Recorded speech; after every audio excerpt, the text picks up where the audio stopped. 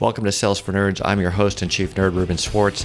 If you started a business because you love serving clients but realized you didn't like the sales and marketing aspect of running that business so much, this is the podcast for you. Sales and marketing doesn't have to suck. It can actually be a lot of fun. And on this show, we're going to teach you how to connect instead of network, teach instead of market, help instead of sell, so you can keep serving people even while you're building your pipeline and growing your business. Now let's get to it. Today, I'm super excited to have with me Jonathan Stark. He is the host of the Ditching Hourly podcast. He's also the author of Hourly Billing is Nuts. And if you've spent any time listening to me talk about pricing, you know that I am in such complete alignment with Jonathan that I was actually shocked when I found him out there and wondered why I haven't known about him before and had him on the show. I've been listening to his podcast, and you absolutely need to hear what he has to say. Jonathan, welcome to Sales for Nerds. What do you have in your glass? Well, thanks for having me. I've got, what is it? La Crema Pinot Noir.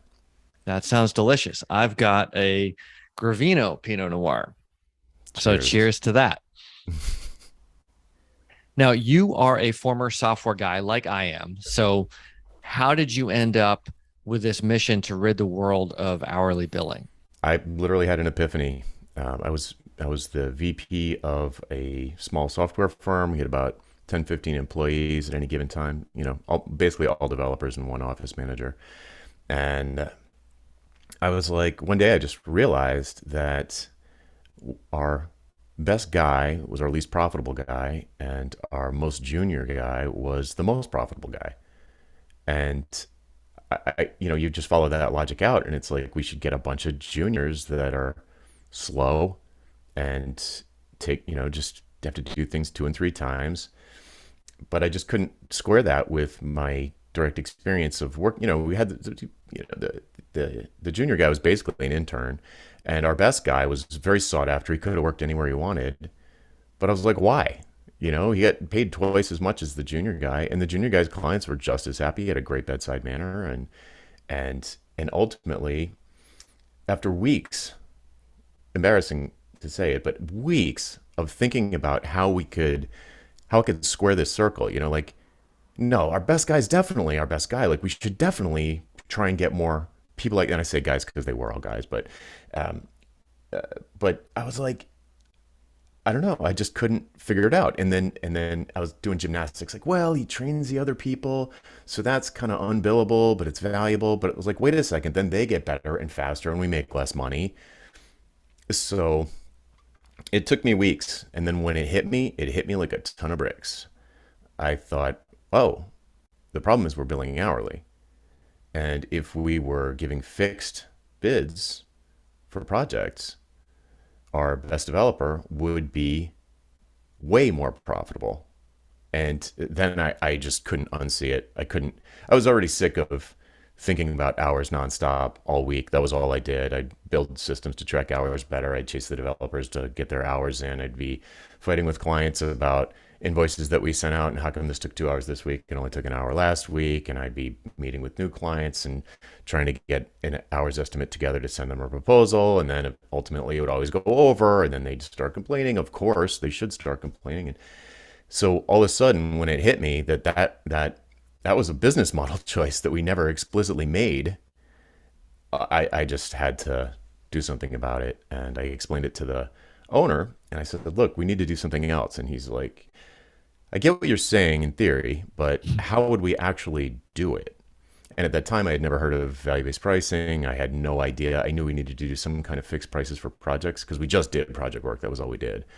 And I was like, I don't know, to be honest. So I'm gonna quit, and I'm gonna hang out my own shingle, go solo, and I'm gonna start from scratch with no hourly billing, and see what happens. And it went great. Like, the first year, my revenue was double my income from the firm, which is a little bit apples and oranges, but it is indicative of the kind of profitability you can get with fixed fees. If you're good and you know what you're doing, you're an expert. Fixed fees are the way to go. It's like hourly billing punishes expertise. It's the opposite of reward. So I have a bunch of questions from that story. One was, what was the niche that you hung your own shingle out in? The firm I worked at was a very well-known FileMaker development firm. This was going back in 2003. I started there, and yeah, very well known. Perhaps the most best well known. Certainly one of the top three. And I got a job there. I worked my way up. I ended up the VP by 2005 or so.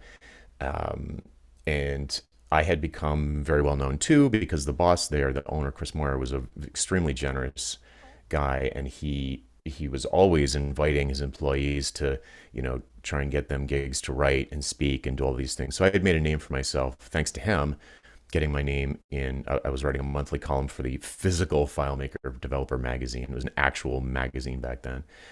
So I had a column in that. I became some kind of editor. I wasn't like the editor, but some kind of technical editor for the magazine. I was speaking at the conferences.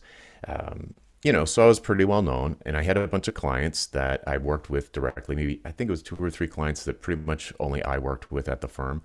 So when I left, we worked out a deal where we, it was something like a 50-50 split where I would continue to service those accounts and give Chris half the money. So I started off with a really easy, real soft landing. But yeah, from then on out, I mean, as I figured it out, I did a couple of little things where I'd bill for an hour here and there, but all of my big projects were fixed price, and it was amazing. It's just absolutely amazing what it does for your profitability, but more importantly, the quality of life, the relationship with the clients dramatically transforms into something beautiful and friendly. Hmm. But yeah, so I'll stop there. No, that's great. I think these are some of the themes that Alan Weiss was talking about back in episode 61, where if you have hourly billing, your incentives are at cross purposes with your client and with your own sort of professional development. Like you don't have you penalize yourself for making things more efficient, for automating, for outsourcing things that should really be outsourced to more junior people or even software tools or Fiverr or whatever it is. So Yeah, 100%. totally agree. And I think for a lot of folks, they get stuck on the whole notion of, but that's the way I've always done it. That's the way my clients expect it. And I'm scared about being burned. Or some people, maybe they did a fixed price project once and it didn't go well. And so they're like, never again. Yeah. So how should people start thinking about this if they want to make the transition? Sure. Well, first, shout out that Alan's book, Value Based Fees, was my Bible for my first year in 2006. My copy of that book is like destroyed. It's full of notes, dog eared. I would go back and read it every year for years after that and find something new that, with, as my experience increased, I'd be like, oh, that's what he meant in chapter 7. Right. Yeah. So, highly recommend that book for anybody who's thinking about doing this. It's absolutely genius. How do people think about making the transition? So let me jump on one particular point you made there, where people have tried fixed bids in the past and gotten burned, and I had too. Uh, and the problem there, the reason why that happens in general, at least in my experience, coaching hundreds of people on this, is that when they give a fixed price, what they're really doing is a cost plus or time and materials fixed price. So it's kind of like they meet with the client maybe once, maybe twice, and they try and get an idea of the overall scope of the project. And when I say project, I mean things that are non-trivial, like 6 months to a year, maybe even longer. A big project, not like a little repair. So you get this big project, you sit with the client for maybe an hour or two unpaid in a sales interview, and the whole time you are desperately trying to get a sense of what the scope of work is, how long it's going to take you to do what they want. So they give you this list of features they want. You don't question any of it. You're just, you're maybe trying to go deeper a little bit on, like, well, the invoices always only go to one client, or could you possibly have two clients on an invoice? You just ask them these like business model questions, data model questions for the kind of work I did. And at the end, we literally had this formula that was like, okay, if there's going to be this many layouts and there are this many portals on each layout, and the business logic on a scale of 1 to 5 is like a set, 1 to 5 is a 7. 1 to 7. That's an accurate Freudian slip there. On 1 to 5, it's a 7. Yeah, it's always a 7 out of 5. So you definitely don't know the whole scope for sure. Like, there's no way. They don't even know the whole scope. No one knows the whole scope. But you're sitting there and you're going to base an estimate on the scope, And you tell yourself, well, it's only an estimate. I mean, I think it'll take, whatever. Let's just for round numbers say I charge $100 an hour and it's going to take 100 hours. So my estimate to you, dear client, for this list of features that you asked for, it'd be $10,000, I think.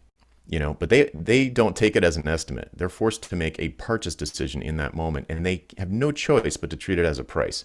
It doesn't matter if you have it in red flashing lights. This is an estimate. You can't hold me to this. It could go over by double or more, which is not uncommon. They don't. They treat it as a price, and they say, "Go ahead." You start working. You turn on the meter. You start working. You send them an invoice every week or 2 weeks or a month, and you realize when you're 90% through the budget that you got 90% to go, and they start to get real cranky, and they start to go over every invoice and timesheet with a fine-tooth comb. They start to micromanage you because you have demonstrated that you're either bad at estimating or controlling scope or both. And they feel like there is a hole in the bottom of their checking account where money is leaking out and there's no one in sight. So they try and start to, backseat drive the project if they haven't already. And it becomes incredibly uncomfortable. There's a lot of, hour-long meetings arguing over an hour. And, and then my favorite is when people are like, well, I'm going to bill you for these meetings. And it's like, take out the baseball bat and hit the client. Stop calling me. Stop calling me. I'm sure no one listening has had any experiences like this. Right. So they can use their imaginations. Yeah. Just imagine that someone has once experienced this sort of thing. So the problem is when they did that fixed price project, they did it based on their estimate. And they said, you know what? We're going to put our money where our mouth is. We think it'll be 10,000 hours. Maybe they tack on 15% for project management and or margin or something. And so they say, okay, for 12,000, we'll do the project. And the scope creeps all over the place. And by the time all is said and done, if they had billed hourly, they would have done more like 24,000. So they feel like they got killed. Mm-hmm. The problem is they didn't ask any of the right questions in the sales interview to control the scope in the first place. They didn't ask any questions in the sales interview that would give any sense of what the client's underlying goals were, what those, reaching those objectives, what those objectives might be worth to them, to find out if it even makes sense to do a project. So you've asked all the wrong questions. You've given yourself none of the tools to write a really good proposal. It's certainly not, you have absolutely no way to write a value-based proposal. And if they do start, if they green light this fixed bid project, you have no way to control the scope because it's all about features. And you could build all these features and they'll be like, well, but it's not doing what we wanted. Well, what do you want it to do? Well, we want it to increase sales. Well, you didn't tell me that. Right. Well, you never asked. So, or productivity or morale or whatever the business metric is that they want to improve. It was never discussed. So you're shooting in the dark. I mean, it's like playing basketball with a blindfold on. Like the odds of getting a basket are slim to none. Your only hope is that the client in an hourly model, your only hope, or even a fixed price based on time and materials, your only hope of satisfying the client is if the exact stuff that they asked for is actually going to give them the business outcome that they want. But if you're an expert and they're spending, probably top dollar even by the hour to hire you, it almost by definition means they don't know what to ask for to achieve that outcome, or they would just do it themselves. So, or hire an employee to do it, So you're just driving blind, and it's no wonder, you're just driving the cab around with the meter running. And they're like, it starts to get expensive and they say, no, I don't know, turn left, turn right. And you're like, is this where you want to go? No, maybe try a U-turn. How about now? Are we there yet? So it's just horrible. Anyway, I'm going to soapbox like crazy because this is like my thing, but it's awful. So, this is an incredibly long answer to your question. The reason people get killed on fixed bids is because they based it on the scope and they were wrong about the scope. Instead of basing it on the value and doing the scope last, figure out the scope after you have the value, find the value, set a price, then you decide what scope of work you're going to commit to for that price. And you work backwards from the desired outcome and the value of the desired outcome to the client. So, So you so if treat the anybody, actual disease instead of a list of symptoms. precisely. It's like if you said, "Hey, I want a house. It should have 4 bedrooms and 3 bathrooms and a living room and a kitchen. How Mhm. much does it cost?" And somebody gave me a price. That price is never going to work because you need to know a lot more than that to actually estimate how much it takes to build a house. You need to know up front what the success criteria is for the buyer if you want to satisfy the buyer. The buyer's going to want you to keep going until they're satisfied or they run out of money.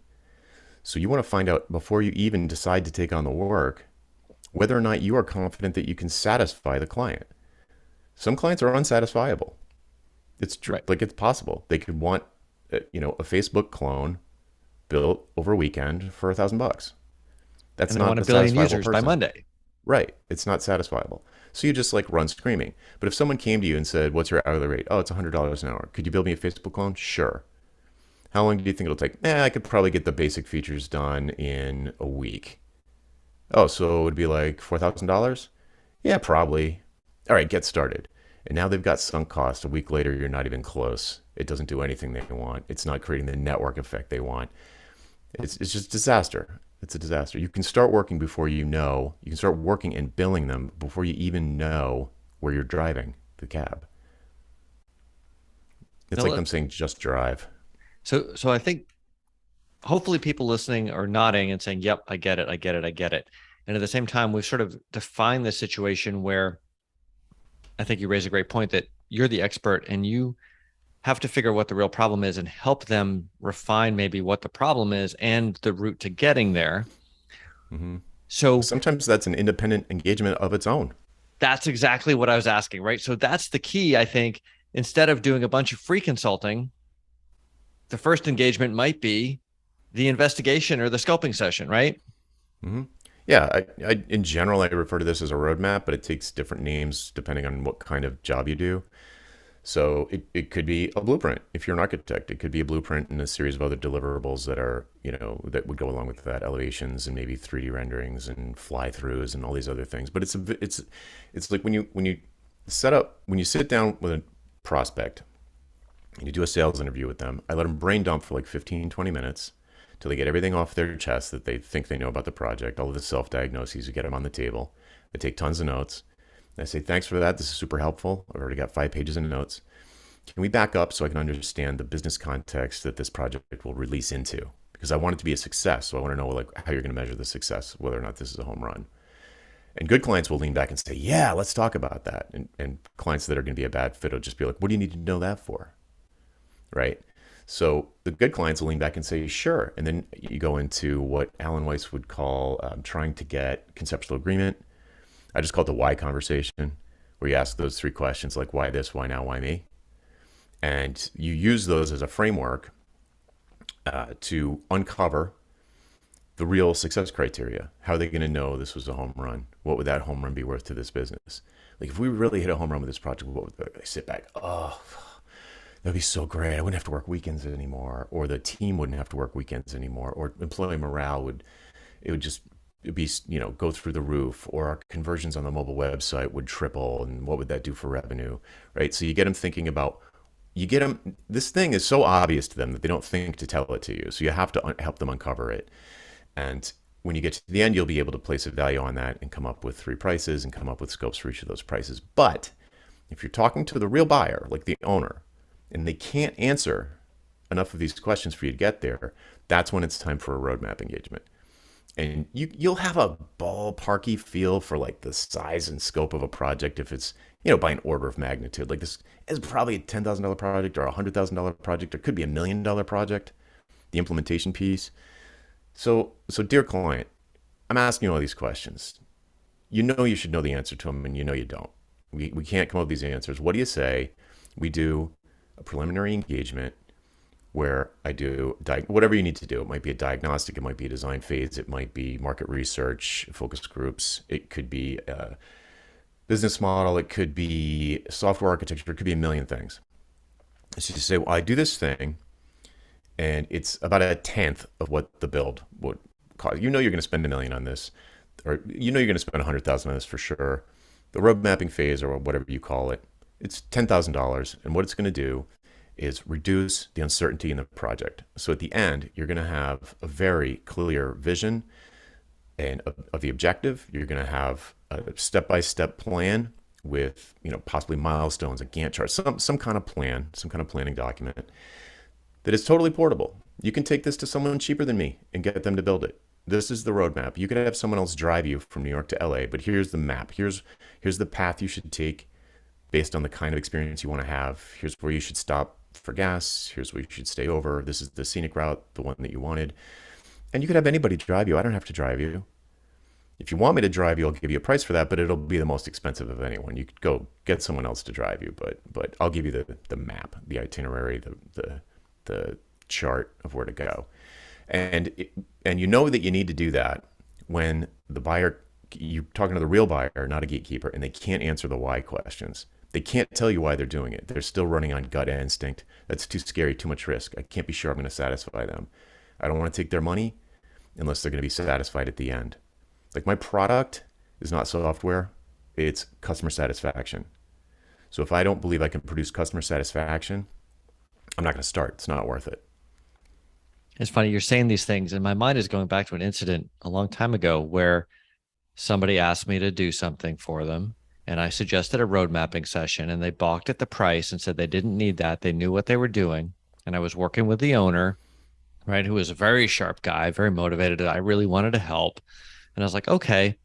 And then, like 6 months in, we realized, as smart as he is and as knowledgeable as he is, he doesn't know certain factors about how his sales team operates. So all the stuff we were doing that I thought was great, like, I'm checking all the boxes, right? I'm doing what you asked. It's awesome. It's totally working, except it's not, because there's a whole set of scenarios that he wasn't aware of where none of this works. Right. And I'm like, yeah. Oh, we wasted so much time and money, and I feel crappy because I didn't solve your problem. Yeah. You can build a house without a blueprint, but how do you think it's going to come out? Just start pounding nails. How hard could it be? I can build, I build a doghouse. How come I can't build a shed or an extension or redo my bathroom? Right. Or skyscraper. Yeah. Airport I know terminal. how to use a table saw. Right. Yeah. You're ahead of me on that one. So I think this makes a lot of sense. At least, of course, you're preaching to the choir here, so that's not a great test. But everything you're saying is really simple. Where I usually see people get tripped up is, okay, great, I get it. Now I've got to price my road mapping session, or I've done the road mapping and I know that, the bread box is this big. How do I price that? And how do I give the options for good, better, best, or the core and the add-on or whatever? Yeah. How should people start coming up with actual numbers? Okay, so if we assume that everyone listening is good at what they do, they're an expert of some kind, and they've felt the pinch of hourly, where they're like, geez, I'm working harder than ever, I'm doing better work than ever, but I'm doing it so much faster that I'm making the same money I made last year and the year before and the year before. That's hourly billing the problem. It doesn't matter how fast you raise your hourly rate. I've never seen anybody raise their rates fast enough to actually grow their revenue faster than their expertise. So, all right, so there's 3 things you can do. You asked me about one of them, but the 3 things you can do is package your expertise as a product. You can package it up as a productized service, which is a hybrid between products and services. And you can package it up as just custom projects, which is what you asked about. So when they come to you and they say, we've got this sprawling thing, it's going to be, it's a project, it's got a beginning, a middle, and an end. It's not ongoing staff log, it's not retainer. It's a project, and at the end there's going to be a launch. It's going to be done. So okay, that's a project, and you go in, you have the why conversation, or whatever Alan calls it, value conversation or conceptual agreement. But you uncover the goal. If I can't uncover the goal, I'm going to offer them a roadmap or nothing. If I can uncover the goal, and it's an art, it's not a science. It's very psychologically, you have to kind of be like a psychiatrist and like ask these open-ended questions to get them to kind of explore their underlying motivation. Because for them, a lot of it is gut instinct often. And once you uncover their desired outcome, the way they're going to know that there was a home run, you can do a pretty easy back of the envelope calculation of what that might be worth to their business every year. Generally things like this accrue year over year. It's like a big improvement, whether it's productivity or, increased brand reputation, whatever it is. So they want this success. They want this business outcome, this desired future state. And you're confident that you can do it based on what you've learned so far. You've written down all the stuff that they want you to do, the self-diagnosis that they want you to do to get there. But you're writing it down, but you're rejecting it basically. You're like, you want to validate any of those steps. Sometimes they're good steps, sometimes they're not, but you just reject any scope that they give you. So you're like, okay, this for business this size and the nature of a project like this, it's definitely worth $100,000 a year to them of either incremental revenue or decreased stress from their employees. Whatever it might be, dollar amount, it might be something a little more intangible, but it's worth something to the buyer. It's worth some amount of money. And you think to this buyer, this is going to be worth $100,000. They'd pay that again in a heartbeat. If I could wave a magic wand and make this success criteria happen, they'd gladly write me a check for $100,000. It would totally be worth $100,000 to them. So would they give me $10,000 to wave that magic wand? Heck yeah, all day long. Would they give me $22,000 to wave that magic wand? Yeah, almost for sure. Would they give me $50,000 to wave my magic wand to give them that 100 grand? Why wouldn't they? Right? Because it doubles their money even at that high price point. So if you've determined roughly, again, art not science, but you've reason to believe that the outcome that they want is something you can contribute to in a big way and is worth $100,000 to them, then step two, now I've determined a value. Step two is I'm going to write a proposal with 3 options in it: small, medium, and large. And my rule of thumb is 10% of the value, 22% of the value, and 50% of the value.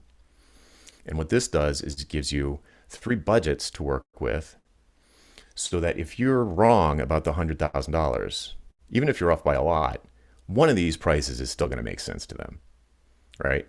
But obviously you can't do the same thing for $10,000 that you could do for 50. So what do? I would think to myself, okay, I know what the desired outcome is. I know what they think my contribution is going to be. Like, they're bringing me in as an expert in mobile user experience, or like I know what category that they think that we're in. I believe that my category of expertise will contribute to this desired outcome. So what could I do using my expertise that I'd be happy to do for $5,000? Mm-hmm. And I come up with a scope that I would happily do for $5,000, and that's my $10,000 option. So I give myself tons of wiggle room on the scope so that when things change, which inevitably they will, because you don't know everything. You don't know the scope. I mean, you're designing a scope, but still things are going to happen. And you just say, all right, my walkaway price on this is $5,000. So it's a good thing to offer at the $10,000 tier. Do the same thing for $22,000. What would I do? What could I, additionally, above and beyond, what could I do that's not in option 1? So not more of option 1, but how could I add value to what I listed in option 1 that would be potentially attractive to someone in this situation, still leverages my expertise? And you do the same thing at the $50,000 price point. So across these 3 options, you've got a big range of budgets. If you're remotely close on your value, and the client takes you as a credible expert, like they trust you, and that's a whole different conversation, but they need to trust you and believe that it's credible. And you give them a fixed price. It won't be a penny more than this. And at each level, I commit to, or guarantee, or however you want to put it, I commit to delivering this particular contribution to this overall thing. Right? So you can measure it as you're going along. It's like, look, I did the contribution. I did the piece that I said I would do. The page speed, the page time is down to sub 1 second. The traffic is maintained, stays the same, whatever the thing is in your area of expertise. You commit to some benefits for each different option that are going to be worth something to the buyer, and they can make a real buying decision. And then if they say yes, then the pressure's on you to execute against that promise. So again, this is for people that know what they're doing. If you don't know what you're doing, this will wreck you. Right. Because you just end up working forever. But if you're an expert and you're confident that your expertise will contribute to this desired outcome, and the client, this is important, the client believes it too. That's why they called you. And they're right, your agreement, everybody's happy, then you just get to work. They pay you 100% up front, and you drop plow and do your thing and deliver the benefits. So I have a bunch of follow-on questions. That was great. It's like, first of all, I just want to say, like, if you have the doctor do surgery on your knee, you don't pay the doctor X dollars an hour. right? Like that would be ridiculous. You're paying for a better knee that lets you go out and run again or whatever the situation might be. So I think that's really important for folks to understand who are thinking of, gosh, my effective hourly rate seems outrageous. Well, who cares? That's Yeah, not you what can't think people are like that. actually buying. They don't Um, want your time, right? Now, just to play devil's advocate, if we're going to give them a recurring $100,000 a year benefit, why do we have to cap out at 50% of the year one value? I just find it's easy to get agreement at that. In software anyway, it's pretty hard to predict really what's going to happen past certainly 2 years. Like all kinds of Amazon could come into your space. So many Right. things can happen. But for a year, like post launch, a year post launch, I'm sure it's a conservative estimate. It's like super conservative. So there's nothing to argue. No one's going to say, well, we don't know. It might not last in 3. I might not even Right. work here in 3 years. I might sell the business. So 3 years is just like too much of a time horizon for me. I think 1 year, and it's likely to continue after that. But even if it doesn't, you made your money back in 6 months if they pick the Right. highest option. You just make it a really easy yes.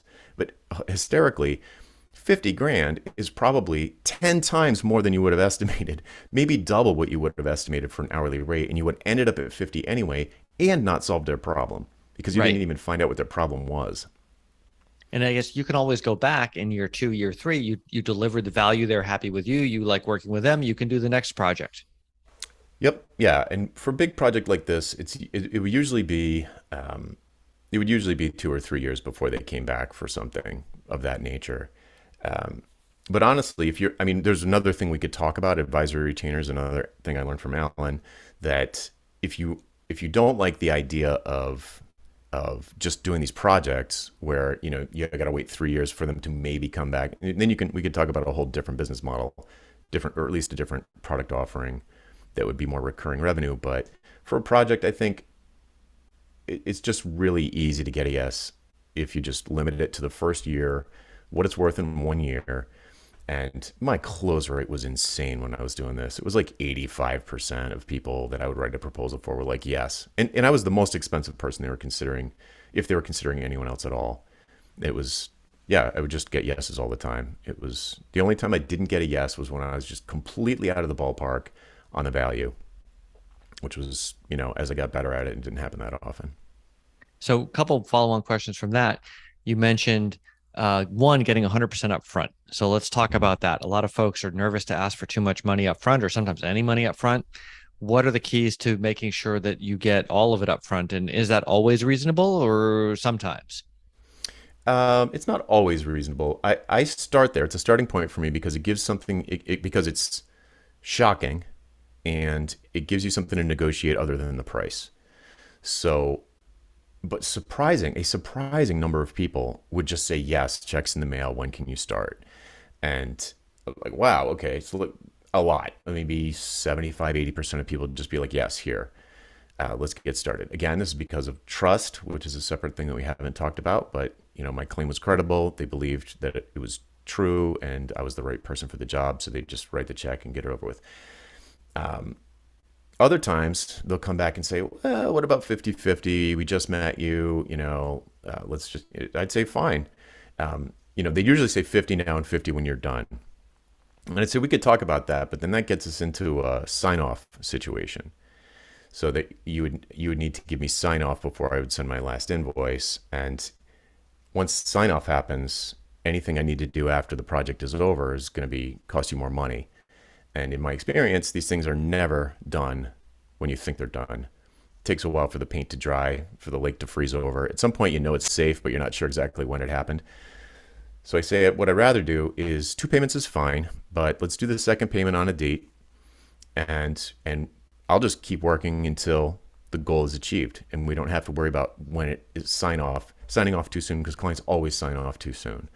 So, all right, they're like, oh, that's reasonable. When the second date? So I'd say, depending on the size of the project, I'd probably say, well, first 50% on day one, and the other 50% in 3 months or 60 days or 30 days or whatever, whatever you think the middle of the project might be.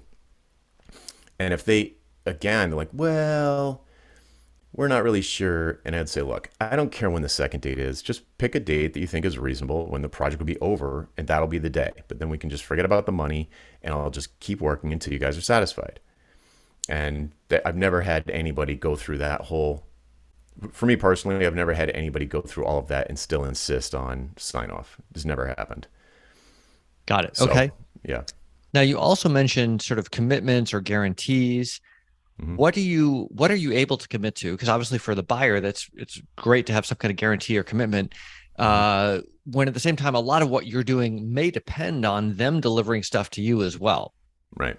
So part of the issue with a fixed price, whether it's value based or some other way, is that the client recognizes right away that now it's in your best interest to finish fast. That's good for them. They want that to be in your best interest, but it also raises the specter of cutting corners. Is this person going to cut corners to finish fast and have a better effective hourly rate, right? And then it becomes a fight about bugs or whatever, quality. So I like to include a guarantee so that it as an answer for that question. So they'll be like, oh, well, he can't cut corners if there's a 12-month bug-free guarantee, or whatever your guarantee might be. The idea of guaranteeing anything, I know from talking to hundreds of people, it terrifies them. And I would ask people to sit with that terror and ask themselves, if you're such an expert, why are you so terrified of guaranteeing your work? Like, why don't you stand behind your work? Like, think about that. And when they think about it, they usually find that they do stand behind their work and implicitly guarantee things all the time. So things that they feel fall below their professional standards, that they would be embarrassed if there was like a bug in production, or they'd be embarrassed if the bridge fell down, or something that would be totally embarrassing to them, that they feel like they should give the money back. What are the things that you already implicitly guarantee and turn them explicit in the proposal? So what are the things that you have probably done in the past? Like maybe in the past you delivered some software and maybe you had a contractor do some of it for you and it stunk and you didn't know about it till later, or there was some report that they only run quarterly that absolutely blew up, and they didn't test it. They should have, but they didn't. They didn't find the bug. And your listeners probably have had the experience of just going back and fixing it because they were embarrassed because it was their fault. So just say that in the proposal, right? You're not taking any additional risk. It's what you would have done anyway, but you're saying up front, if it depends on what you do. If I act unprofessionally, I will make it right in some way. If I don't return your calls within 48 hours, I will make it right in some way. If there's some major bug in production, I will make it right in some way. If I delete your production database, I will make it right in some way. It could be a money back thing. It could be free work type of thing. It could be retaking a workshop, free retakes. The guarantees are different for every different service. But for software, the one that seems most comfortable to people, most natural to them, is some duration after the launch of like a car warranty. Like if anything breaks, we'll fix it for free, right? And it's the kind of thing they probably have done previously. And I say to my coaching students, I'm like, don't even get into like whether or not it was your fault or their fault or it was a bug or whatever, just fix it. But knowing that you're going to do that, set your price appropriately. Like that scope needs to fit inside of the budget. So maybe you'll only offer that on option 3, the one that's $500,000, the $500,000 option for this $1 million value. I will stay engaged for 6 months post launch, and if anything breaks, I will fix it for free. Doesn't matter if it was their IT guy upgraded Ubuntu and it broke something in your app, whatever. It doesn't matter. Just fix it.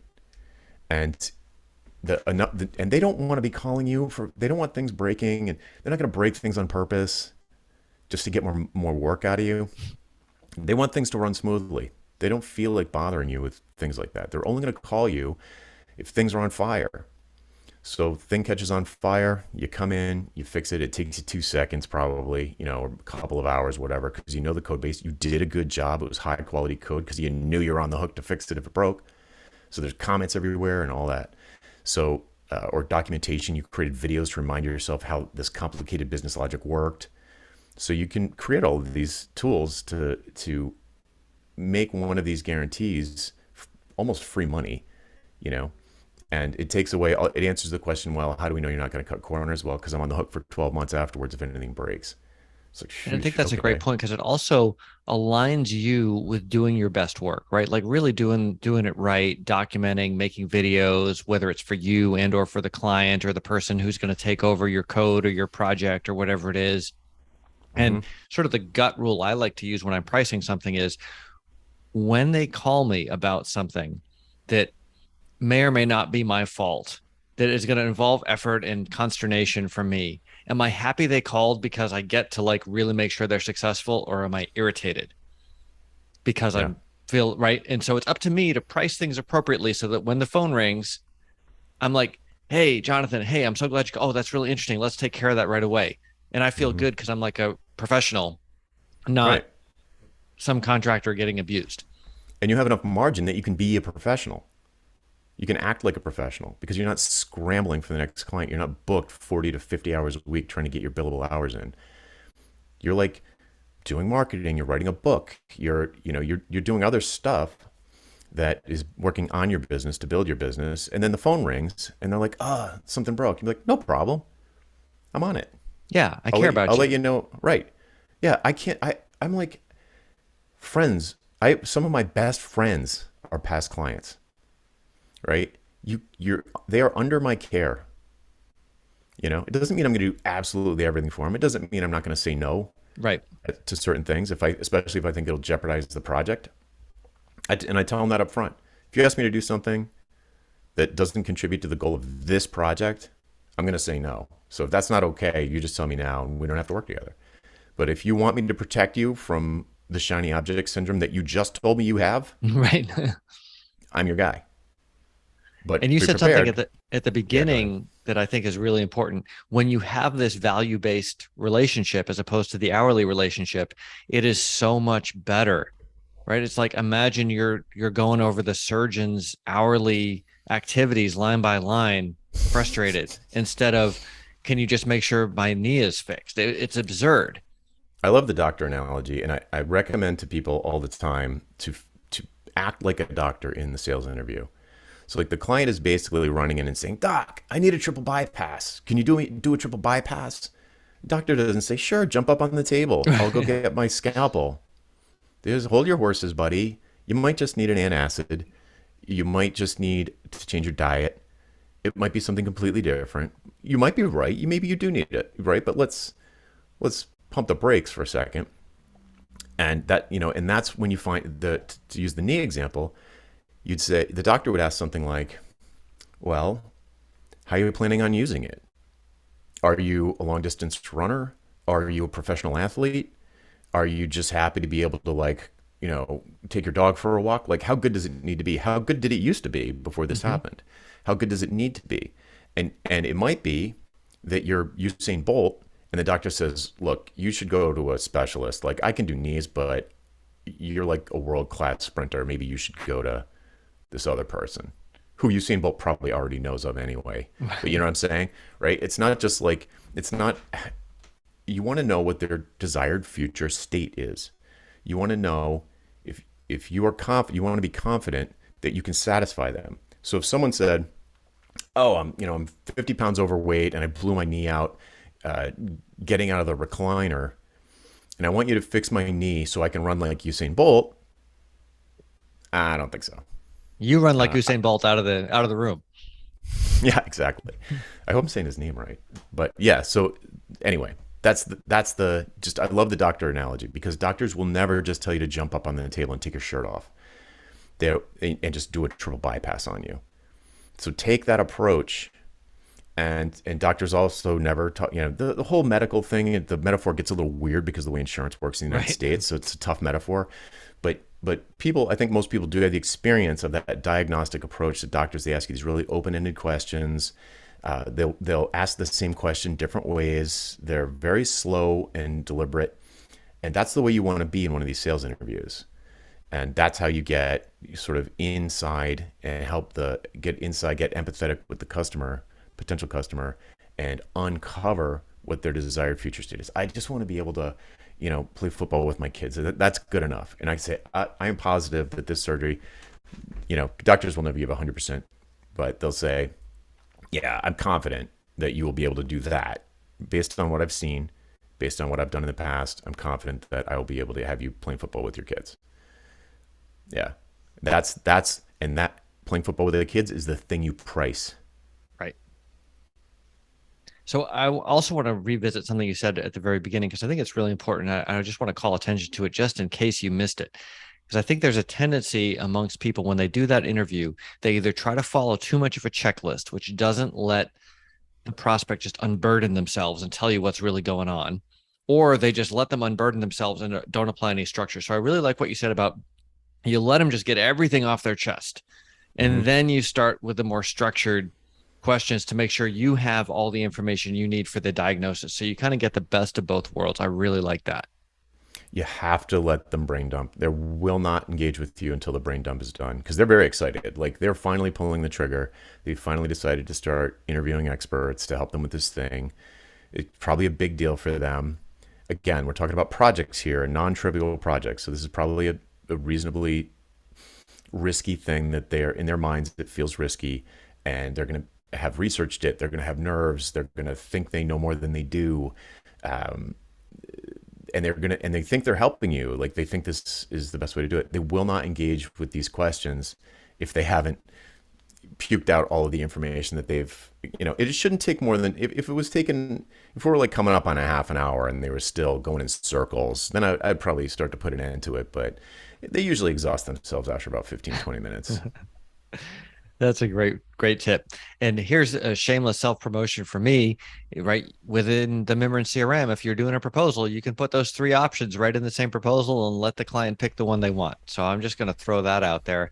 Jonathan, if people want to find out more about you or get your help directly, where can they find you?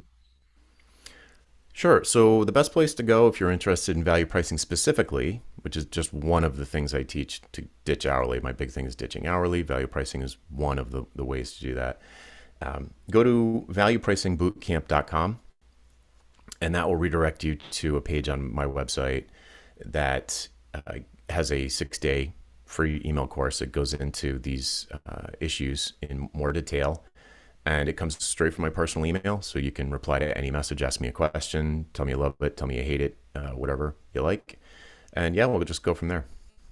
And maybe I'm just like a total pricing nerd, but I actually really like Jonathan's emails, and I think you will too. So, everyone's got a ton of crap in their inbox these days, and putting more stuff in it doesn't seem very appealing. I'm telling you right now, if you're listening to this and you're enjoying what Jonathan has to say, he's not just a great speaker, he's also a great writer. So go do that, and we'll have links in the show notes. Well, thanks. Jonathan, thanks so much for joining me. Cheers. My pleasure. Thanks for listening. If you've enjoyed this episode, there's something that resonated with you, would love to hear about it. Drop an iTunes review or a review wherever you listen to this podcast. If you've got a friend who would benefit from this episode, let them know about it. If you've got a friend who wouldn't benefit from this episode, but you just haven't talked to for a while, now's a great time to give them a call. Thanks for listening. Until next time.